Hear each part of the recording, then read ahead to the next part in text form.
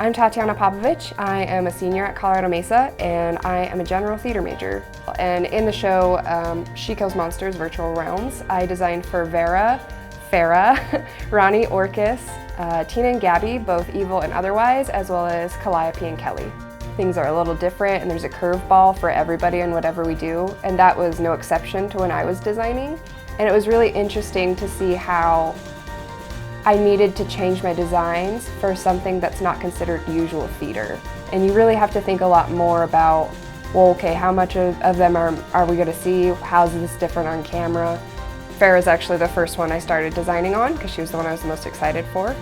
I tend to go off of feeling a lot, and that's how I divulge into my research. I like to do my sketches by hand, and then I also like to do my final rendering, so the color, the things that I show everybody, that's going to be digitally. This final product is actually a reflection of more of the fae or those types of fairies. It's not just designing and drawing, it's mostly editing. You just do a lot of things over and over again until it's just right. My name is Abigail Orton. I am a sophomore here at Colorado Mesa University, and I am studying mechanical engineering.